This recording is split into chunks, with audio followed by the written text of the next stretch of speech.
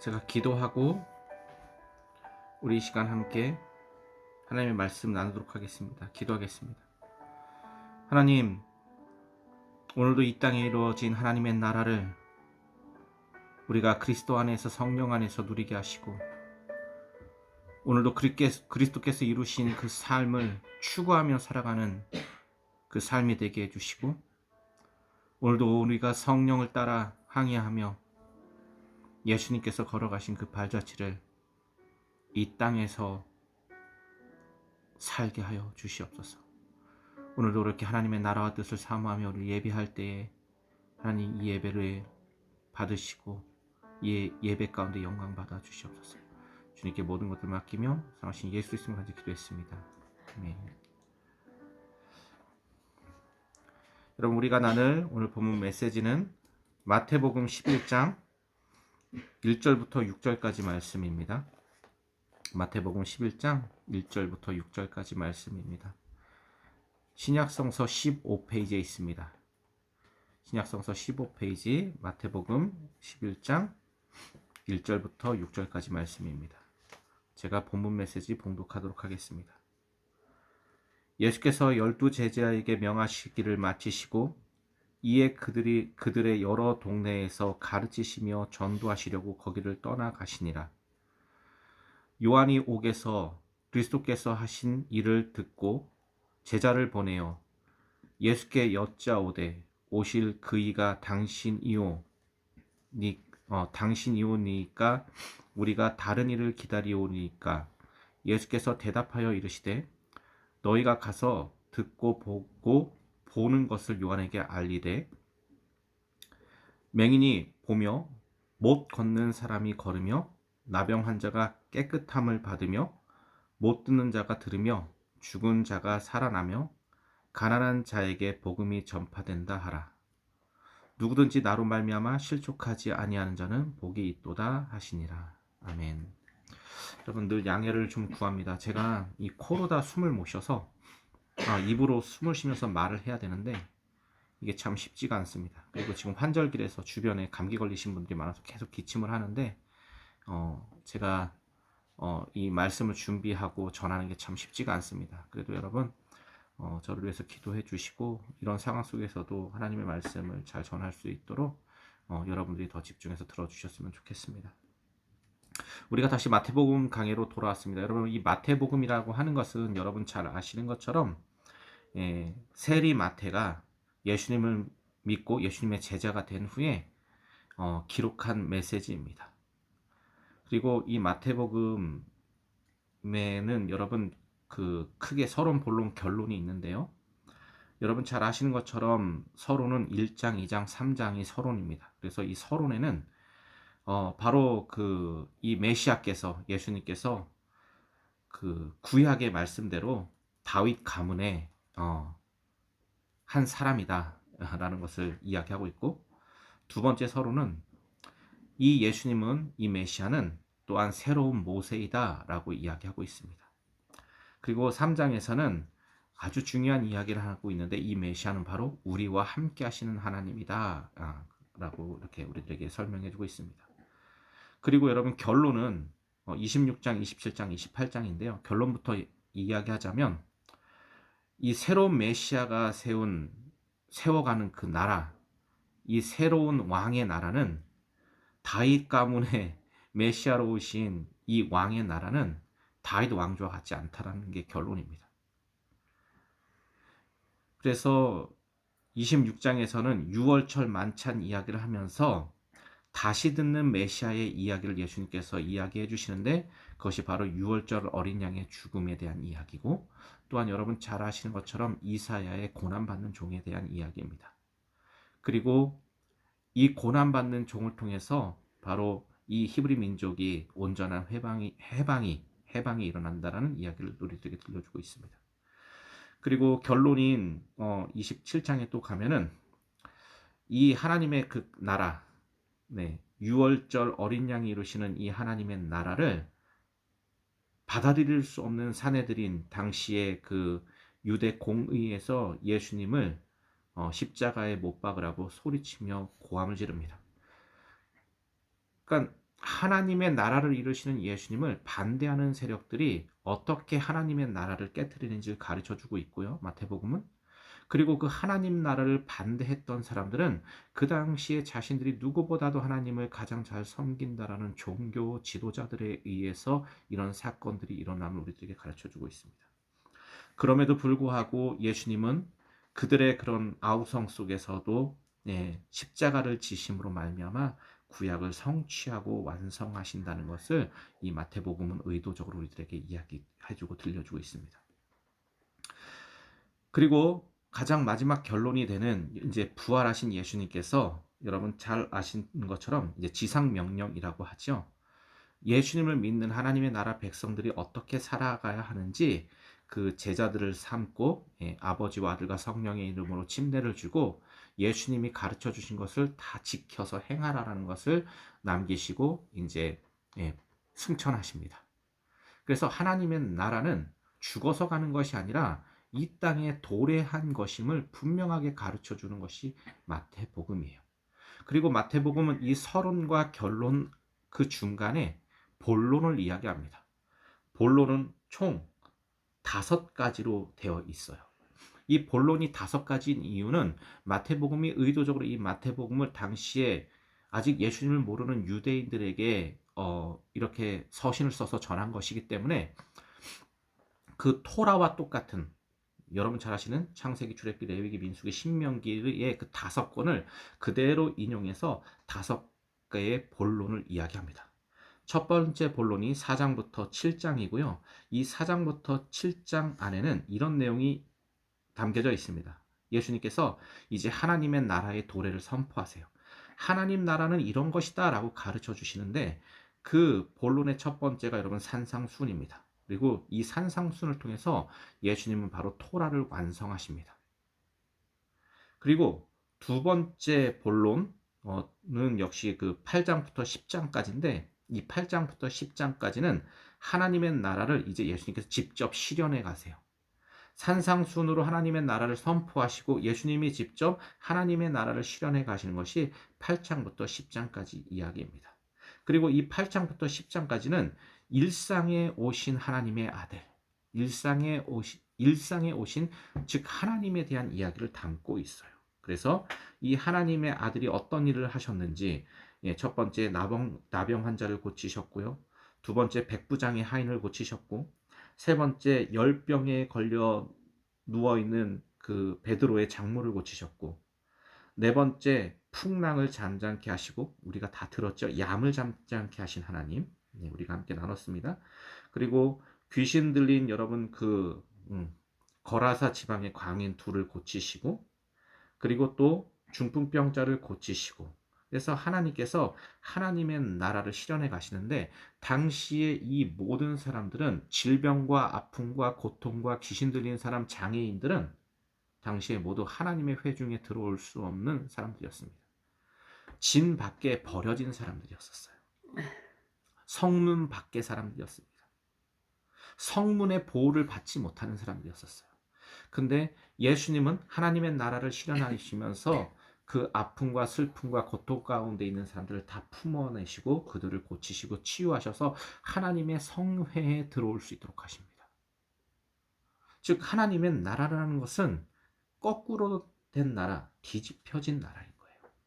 즉 여러분 우리는 피라미드 구조를 잘 알고 있죠. 왕이 있고 왕 밑에 귀족과 권세자들이 있고 그 밑에 중상층들이 있고 백성들이 있고 그 밑에 하인들이 있고 그 밑에 천민들이 있고 이런 피라미드 구조를 인간들이 세워놨다면 예수님은 이것을 완전히 뒤집어 놓으셨습니다. 누구나 하나님의 나라에 들어올 수 있도록 하시는 거예요. 그래서 너희는 회개하고 하나님의 나라가 가까운 줄 알라라는 이 메시지는 이제 하나님의 나라를 완성하신 이 예수 그리스도의 메시지에 귀를 기울이고 예수님을 따라가라는 메시지입니다. 그리고 세 번째 본론은 11장부터 13장에 나와 있는데 이제 우리가 이 차근차근 11장 강해를 시작하도록 하겠습니다. 11장부터 13장의 이야기는 예수님에 대한 반응에 대한 사람들의 그 모습들을 3가지 모습으로 우리에게 가르쳐줘요. 예수님께서 산상수훈으로 예수님의 하나님의 나라를 선포하시고 삶으로 그것을 실현하시고 이제 그 삶 가운데 역시 그 두 번째 단락에서 제자들을 또한 부르시고 들을 파송하세요.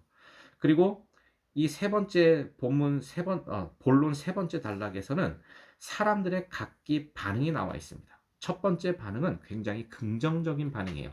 아, 정말 예수님이 구약에 이야기한 메시아구나 이런 것을 인정하는 수많은 무리들이 있었습니다. 이 무리들은 대부분 약자들이었어요. 이 무리들 가운데는 이방인들도 있었지만 또 유대인들도 있었습니다. 이 모두가 그리스도가 메시아라는 것을 인정하는 많은 무리들이 있었어요. 그리고 중립적 입장이 있었습니다. 계속 예수님이 정말 메시아일까 의심하면서 또는 기대하는 입장이 있었는데 그 대표적인 사람이 바로 오늘 본문에 등장하는 침례자 요한입니다. 침례자 요한은 끊임없이 예수님이 진짜 메시아인가라는 것을 끊임없이 확인하는 존재로 등장해 주고 있어요. 그리고 이 예수님이 메시아라는 것을 아주 부정적으로 바라보는 시선이 있었습니다. 바리새인들과 종교 지도자들이었어요. 이들은 예수님이 결코 메시아일 수 없다라고 주장했습니다. 그 이유는 구약에 나와 있는 하나님의 말씀이 메시아는 반드시 다윗처럼 왕으로 등장해야 된다는 거예요.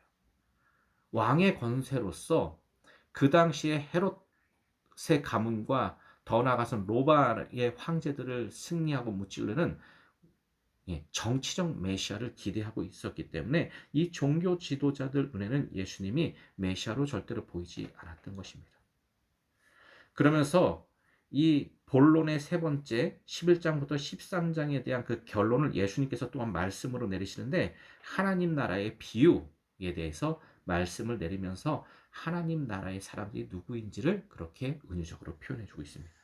그리고 네 번째 본론은 14장부터 20장까지인데 여기에는 메시아에 대한 기대들이 등장해요.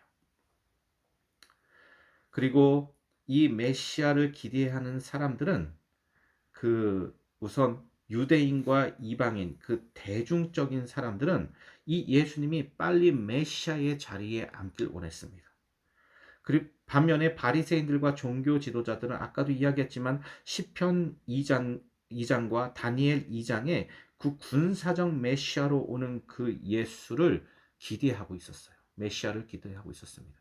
근데 예수님은 그와 정반대된 입장을 취했기 때문에 예수는 메시아다가 아님을 강하게 부정합니다. 그리고 그 갈등이 누락돼서 드디어 그 다섯 번째 본론인 마태복음 21장부터 25장에 이 두 나라가 충돌하게 돼요. 정치적 메시아가 오기를 바라던 그룹과 예수님이 빨리 메시아의 자리에 앉길 원하는 두 그룹이 강하게 충돌합니다. 근데 이 예수님을 반대하는 입장이 완벽하게 승리하는 것 같아요. 그리고 예수님은 그렇게 십자가를 지게 됩니다. 근데 마태복음은 이 예수님이 지신 그 십자가의 나라가 바로 하나님의 나라라 이다라고 우리에게 분명하게 가르쳐주고 있습니다. 이런 마태복음의 상황 가운데 오늘은 본론의 세 번째 단락의 시작인 11장을 우리가 함께 좀 나눠보려고 합니다. 마태복음 11장은 아까도 이야기했지만 여러분 그 예수님에 대한 각기 다른 사람들의 반응에 대해서 이야기해 주고요. 오늘 메시지는 침례자 요한의 중립적 반응에 대해서 우리가 좀 함께 나눠보려고 합니다. 여러분 침례자 요한은 어떤 사람이었습니까? 이 사복음서를 다 종합적으로 보면 침례자 요한은 여러분 어떻게 보면 예수님의 사촌형이었습니다. 예수님보다 6개월 먼저 임신하지 못하는 제사장 가문에서 하나님의 은혜로 출생하게 된 주의 길을 곧게 하고 예비하는 선지자로서 등장합니다. 여러분 한번 보세요. 여러분들이 만약에 여러분의 자녀가 하나님의 축복을 받는 사람이라면 어떻게 자라길 원합니까? 혜연아 힘들고 어려우면 쳐도 돼요. 들어가서 자도 되고 그렇게 힘든 모습을 안 있어도 돼. 알았지? 막 성경책 떨어뜨리고 그렇게 힘든 모습 안 있어도 돼요. 제가 어디까지 했죠? 예, 여러분의 자녀를 만약에 하나님께서 하나님의 사랑과 은혜로 세워주신다면 어떤 사람으로 여러분의 자녀가 자라나길 바라십니까? 사모님은 우리 혜성이 현이가 어떻게 자라나야 하나님의 축복을 받는다라고 생각해요? 하나님의 뜻이 무엇인데요? 잘 먹고 잘 사는 거 아니에요? 아이들이 축복받아서 부자가 되고 한국말도 잘하고 영어도 잘하고 언어에 능통한 사람이 되어서 세상에 머리가 될지언정 꼬리가 되지 않길 바라는 마음 아니겠습니까? 그렇게 자라길 원하지 않아요? 아이들? 여러분들은 여러분의 자녀가 하나님의 축복을 받는다면 어떻게 자라나길 원하시겠어요? 여러분, 침례자 요한은 하나님의 엄청난 은혜와 은총 가운데 이 제사장 다니엘 가운데 사가랴라는 그 제사장 가문에 수태하지 못한 가문에서 태어나게 됩니다. 그리고 하나님은 이 아이가 태어나기도 전에 하나님의 은혜와 사랑과 진리 안에서 태어났다고 이야기를 해요. 그리고 이 아이는 자라납니다. 근데 여러분, 이 아이가 자라나면서 광야에 머물러요. 여러분, 주엽나무 열매를 먹으면서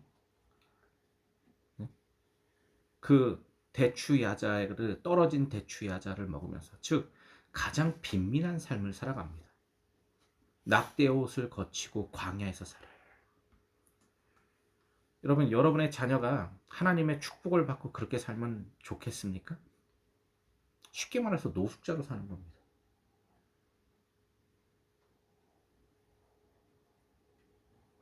그리고 오늘 본문의 침례자 요한은 헤로디아가 토라를 범한 거로 말미암아서 그 헤롯의 아들 과문을 욕합니다. 그리고 그거에 대해서 분명히 잘못됐다라고 이야기해요. 그래서 곧 있으면 헤로디아의 그 전술에 의해서 참수를 당하게 됩니다. 여러분의 자녀가 이런 삶을 산다면 이것을 하나님의 은혜라 라고 여러분 표현하실 수 있겠습니까? 사모님, 우리 혜성이 현이가 만약에 그렇게 산다면 여러분 이것은 하나님의 은혜입니다, 하나님의 뜻과 계획입니다 라고 고백할 수 있겠어요? 쉽지 않을 겁니다. 쉽지 않을 거예요. 침례자 요한의 삶 결코 아름답고 평탄하지 않았습니다.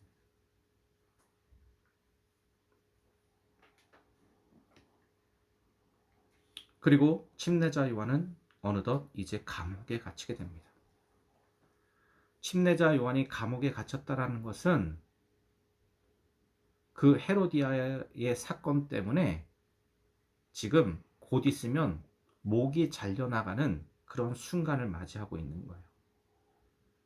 지금 그 침례자 요한이 처음에 예수님을 맞이할 때는 나는 그의 신발끈도 신들매도 풀지 못할 정도로 나는 부족한 사람이고 내 뒤에 오실 이가 정말 온전한 침례를 선언하겠다라고 이야기하십니다.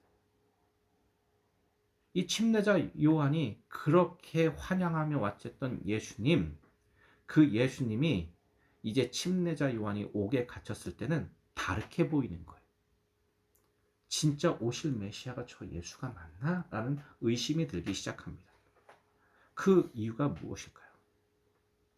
첫 번째, 이 침례자 요한도 어쩌면 종교 지도자들과 같은 요엘서 말씀에 그 다니엘 말씀에 군사적 메시아를 기대하고 있었던 것 같습니다. 여러분, 근데 예수님의 제자들도 대부분 다 예수님이 정치적 메시아를 되길 원했어요. 제가 저번에도 이야기했지만 호산나 다윗의 자손이여라고 외쳤던 사람들도 다 예수님이 정치적 메시아가 되길 원했습니다. 여러분도 예수님이 정치적 메시아가 되길 원하시잖아요. 예수님 믿고 여러분 구원받았다라는 것이 예수님 믿고 잘 먹고 잘 살게 되길 바라는 것이잖아요. 예수님 믿으면 오늘보다 내일 더 풍요로운 날이 되길 원하시는 거잖아요. 예수님의 제자들도, 침례자 요한도 다 똑같았습니다. 오늘 제가 녹음을 다시 해야 될 것 같아요, 여러분. 쉽지가 않습니다, 제가 말씀을 전하기가. 근데 침례자 요한은 그런 상황 가운데 자기가 이제 죽음을 앞두고 이 예수님이 정치적 메시아가 빨리 돼줘야 되는데 되지는 않는 거예요. 그리고 조금 있으면 자기가 죽을 건 압니다. 그리고 예수님이 두 번째 자기를 찾아오질 않는 거예요. 여러분, 이런 매정한 예수님이 어디 있습니까? 예수님이라면 구원을 선언하시고 선포하셔야죠. 그죠? 이 옥에서 옥물을 깨트리고 침례자 요한을 구원해 내셔야 되잖아요. 메시아라면. 근데 전혀 반응이 없어요. 그래서 이 침례자 요한이 자신의 제자들을 보냅니다.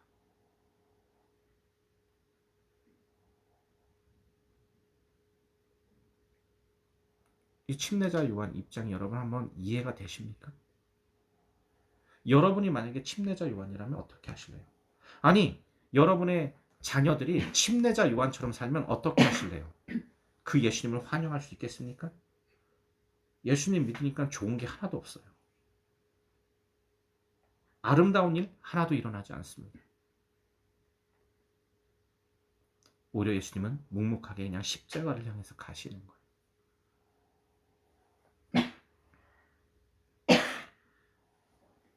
그 예수님을 여러분 진심으로 믿으시겠습니까? 십자가를 지시는 그 예수님을 따라가시겠습니까? 이 11장의 그 결론, 11장이 시작되기 전에 10장의 결론은 예수님을 믿으며 엄청난 미움과 박해를 받는다는 거예요. 그 미움과 박해의 길을 여러분 걸어가시겠습니까? 오늘도 여러분들은 정치적 메시아를 원하지 않습니까?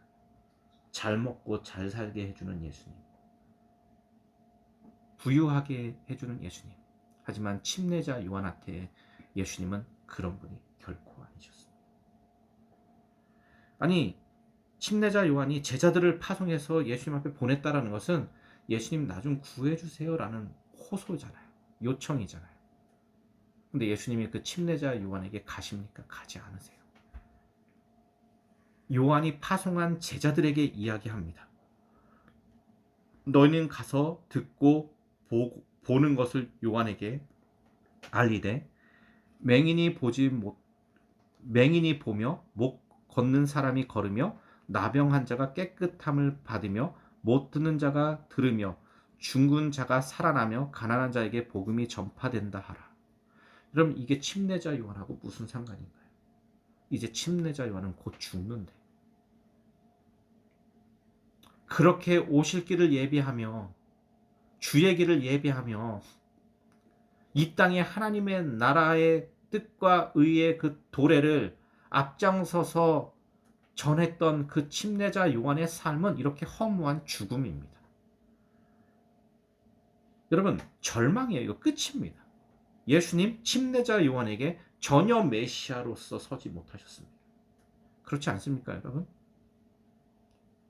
침례자 요한의 삶이 그렇게 비참했습니다. 근데 어떻게 예수님이 침례자 요한에게 메시아가 될 수 있을까요? 침례자 요한도 지금 이게 엄청난 갈등에 처해 있습니다. 근데 예수님은 완전히 동문서답하세요. 아니, 가서 침례자 요한을 구출하고 구원해내고 침례자 요한을 죽음에서 건져내시는 것이 아니라 그냥 죽게 내버려 두시는 것입니다. 어떻게 보면 쳐다도 보지 않아요.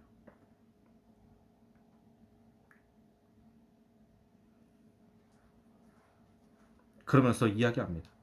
6절 말씀이에요. 누구든지 나로 말미암아 실족하지 아니하는 자는 복이 있도다 하시니라. 여러분, 만약에 여러분이 침례자 요한 입장에 대보세요. 그렇게 오실 메시아를 기대하고 나는 옥에 갇혀서 나는 정말 하나님의 마음과 뜻을 전함으로 말미암아 옥에 갇혔는데 나를 구원해 주는 것이 아니라 그냥 실족하지 말래요. 그리고 하나님의 나라는 나와는 상관없는 곳에서 막 일어나고 있대요. 여러분 침례자 요한 입장이 어땠을까요? 그런데 예수님이 왜 메시아일까요? 침례자 요한의 삶은 무엇일까요? 여러분 제가 저번에도 이야기했지만 시간에 대한 이야기를 해드렸습니다. 여러분 인간의 일생은 굉장히 짧은 일생이에요. 저도 어느덧 중년을 넘었었습니다. 제가 살아온 시간만큼 다시 살지 못할 것입니다. 저에게 남은 시간이 그렇게 많지 않을 거예요. 생의 시간이. 그리고 저도 어떻게 죽던 세상을 떠나게 될 것입니다.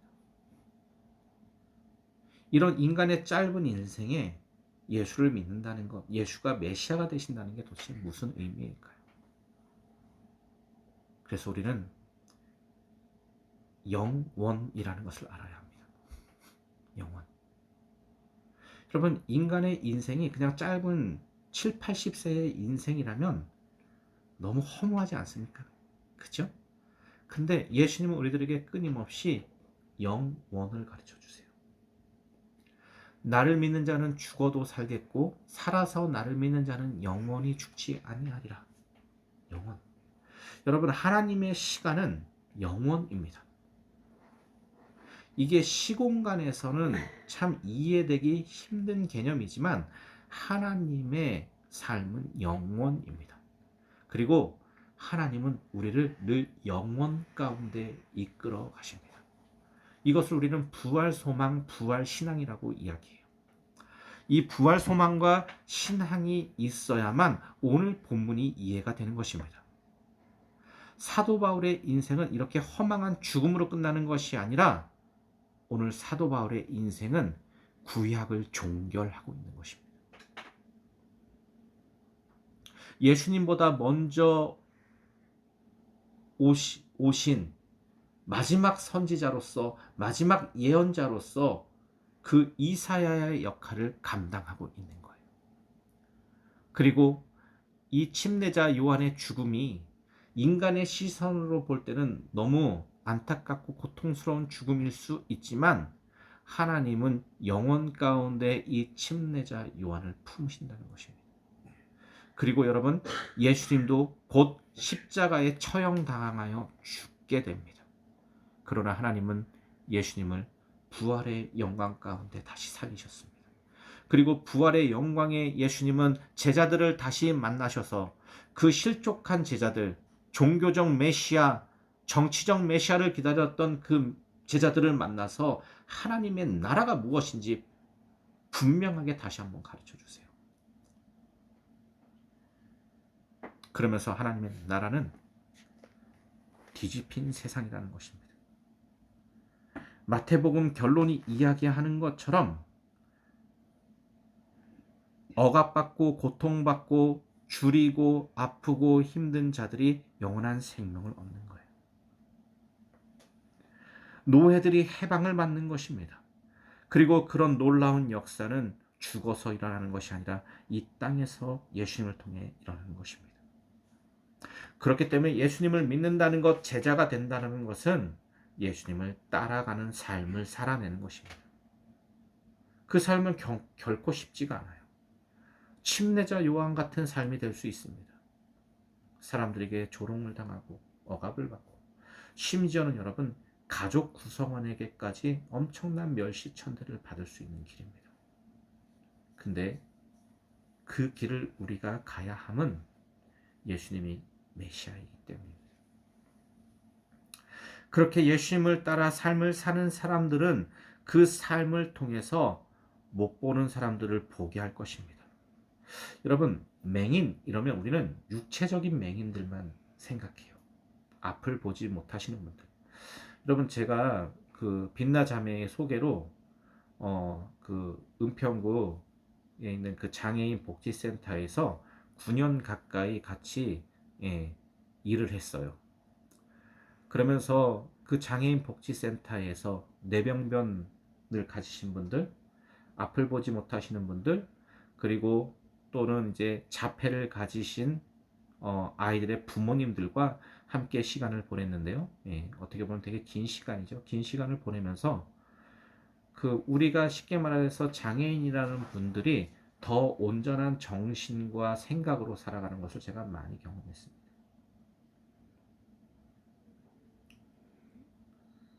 여러분, 이 앞을 보지 못한다는 것은 육체적으로 이렇게 눈이 잘 보이지 않는 것도 이야기할 수 있지만 영적인 눈, 마음의 눈이 어두운 사람들이 있어요. 그런 사람들의 눈을, 마음의 눈을, 정신적 눈을 뜨게 하는 그 일들을 바로 예수 믿는 사람들이 하게 된다는 것입니다. 못 걷는 사람이 걸으며, 예, 여러분, 이것도 역시 마찬가지입니다. 육체적으로 걷지 못하는 분들이 있으세요. 하지만 영적으로 걷지 못하는 사람들이 있습니다. 자기가 삶을 어떻게 왜 살아야 되는지 모르며 일상을 살아가는 거예요. 그런 사람들에게 예수님을 믿는 사람들이 길을 제시하고 인도하게 되는 것입니다. 나병 환자가 깨끗함을 받으며, 이 나병 환자라는 것도 역시 여러분 영적인 존재들이 있습니다. 자기가 질병을 가진지 몰라요. 여러분, 우리나라 사람들이 갖고 있는 병이 있어요. 화병이라고 합니다. 화병. 아이고 내 팔자야, 내 팔자야, 내 팔자야. 아이고.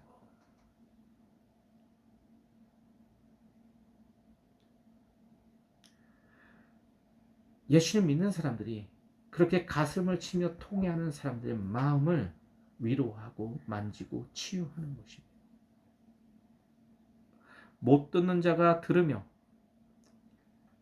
여러분, 지금은 하나님의 말씀이 홍수의 시대, 넘쳐나는 시대이지만 또한 그 말씀에 귀를 닫는 시대입니다. 설교가 조금만 길어져도 사람들은 너무너무 힘들어해요. 하나님의 말씀이 넘쳐나서 TV 프로로라도 또는 요즘에 유튜브로라도 엄청나게 많은 목사님들의 설교를 언제든지 들을 수 있습니다. 그래서 듣고 이거는 내 생각엔 별로. 이건 듣기 좋네? 내가 취하고. 이런 세상 가운데 온전한 하나님의 말씀을 들려주는 사람들이 되는 것입니다. 죽은 자가 살아나며, 여러분 영적인 죽음도 있습니다. 성령을 잃어버린 것이죠. 내 안에 성령이 존재하지 않는 거예요. 그런 삶을 살아가는 사람들에게 예수 믿는 사람들이 영적인 호흡을 공급하는 것입니다. 가난한 자에게 복음이 전파된다 하라. 여러분, 예전에 예수님 시대 때만 해도 가난한 자들은 복음을 들을 수 없는 사람들입니다. 그 삶의 환경에 여러분 그 성전에 갈 수 없는 존재들이었었어요. 지금도 여러분 문턱 높은 교회들, 제가 예전에 그 호주의 힐송 처치를 갔었습니다. 근데 힐송 처치 앞에는 헌금함들이 쫙 있어요. 굉장히 여러 가지 헌금함들이 있더라고요. 그리고 그 헌금함 가운데는 구멍이 다 뚫려 있는 거예요. 펀치로 구멍을 다 뚫어놨더라고요. 그래서 이게 펀치로 구멍이 왜 뚫려 있나 했더니 그 헌금함의 돈이 얼마짜리 돈인지 그걸 쉽게 확인하기 위해서 펀치로 다 뚫어놓은 거예요. 야, 참 신기하다 하고 이렇게 참 있었는데, 한국에 다시 돌아와서 어떤 한 큰 찬양 집회가 있어서 대형 교회를 간 적이 있었습니다. 근데 그 대형 교회도 똑같더라고요. 그걸 벤치마케팅 했는지 헌금함이 종류가 엄청 많습니다. 감사헌금, 주정헌금, 11조, 무슨 교회 무슨 차량 헌금, 건축 헌금, 무슨 헌금 그 봉투들이 쫙 날려 있는 거예요. 그리고 그 헌금 봉투 가운데는 구멍이 다 펀치로 뚫어져 있어요. 이 힐송에서 봤던 그것이었습니다. 그리고 그 안에는 당연히 이 얼마짜리 지폐가 들어있는지 볼 수 있는 거죠. 그리고 그 헌금 봉투에는 분명하고 명확하게 기록해야 될 것이 있습니다. 이름.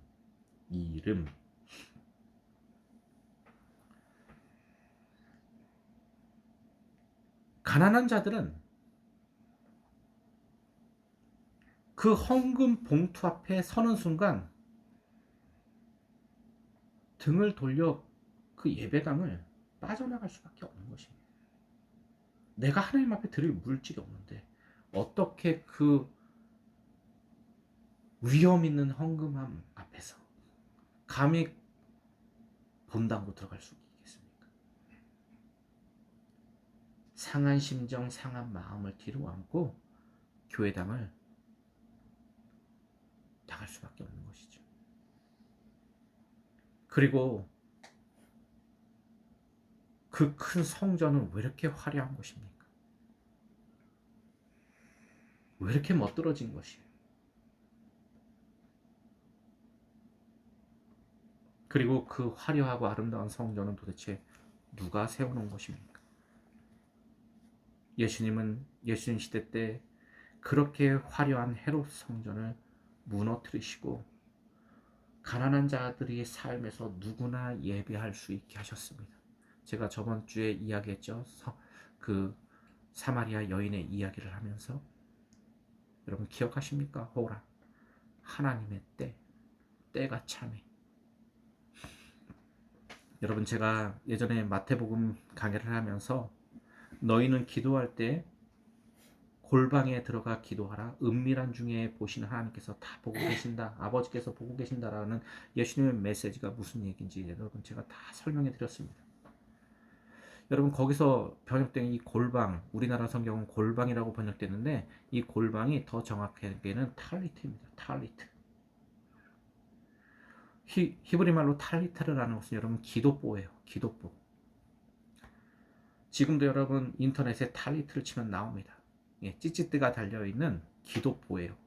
우리나라로 이야기하면은 어떻게 보면 이렇게 목도리 비슷한 건데, 예, 얇은 목도리 비슷한 거죠. 그것을 머리에 쓰고 기도하는 것입니다. 그걸 우리나라 성경은 골방이라고 번역했어요.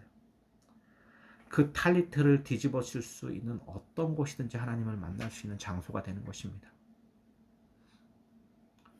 여러분 예수님께서 제자들을 뽑으실 때 나 다니엘에게 그렇게 이야기하잖아요. 내가 너가 노뎀나무 밑에서 기도하는 것을 보았다.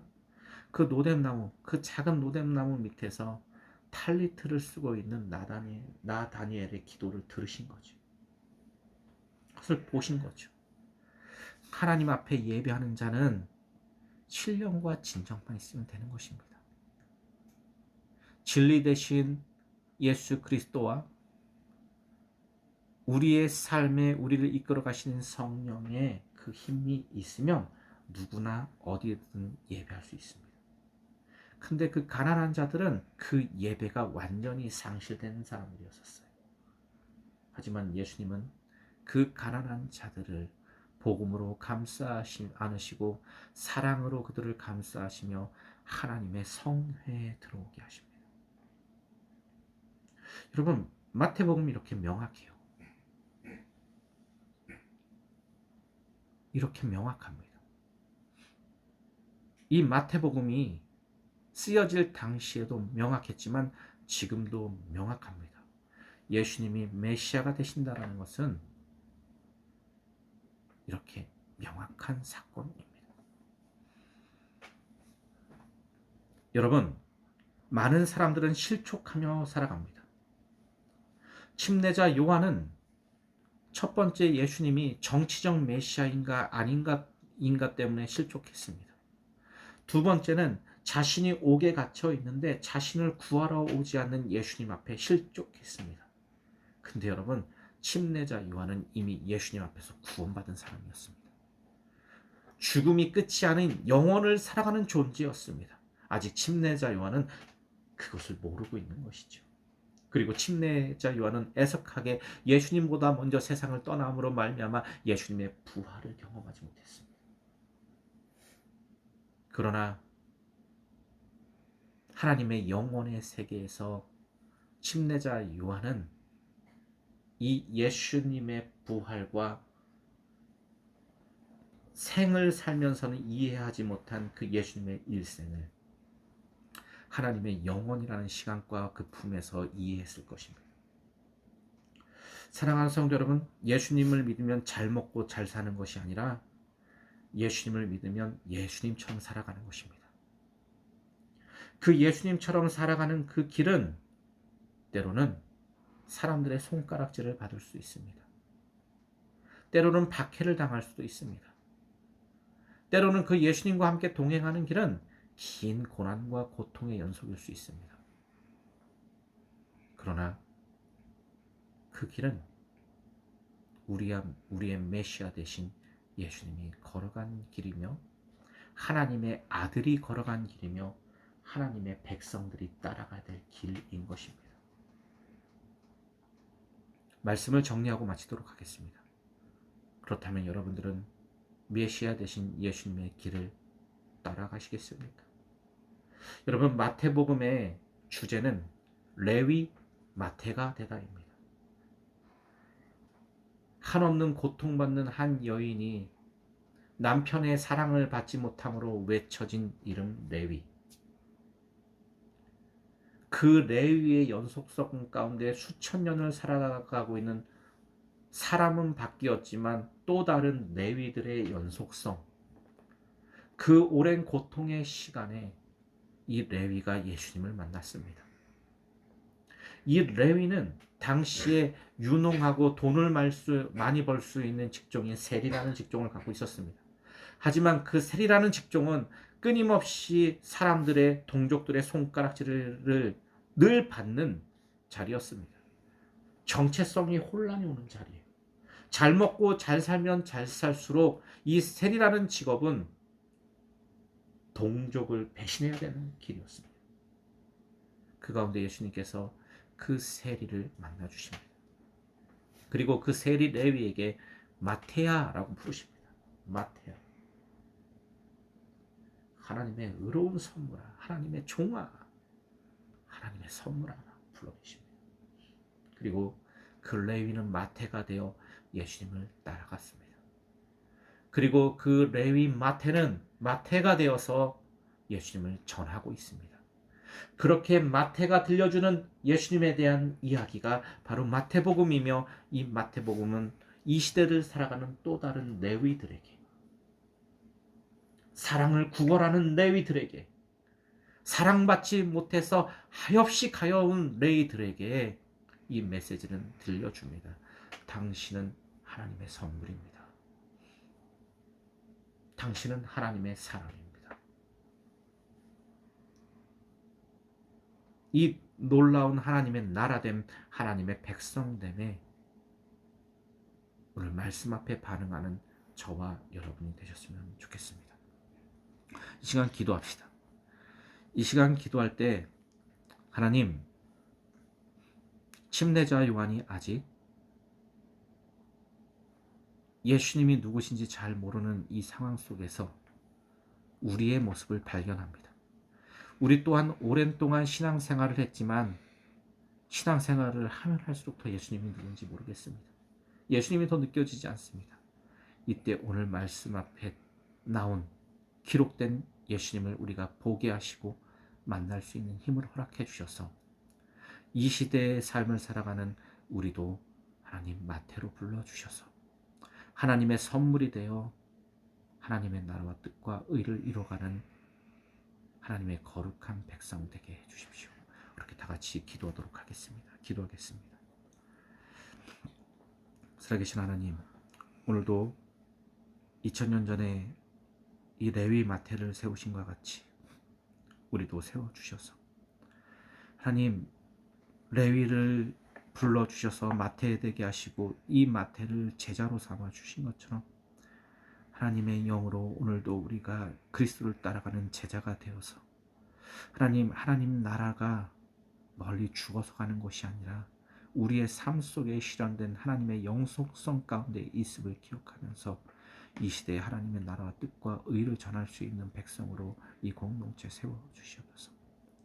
하나님, 때로는 그것이 믿기 어렵고 신뢰하기 어렵고 따라가기 힘든 길일지라도 성령이여, 우리가 끊임없이 이 침례자 요한처럼 드리는 질문을 외면하지 마시고 그 질문 가운데 하나님 우리를 위로하시고 사랑하시는 그 답으로 우리에게 해답하여 주시옵소서.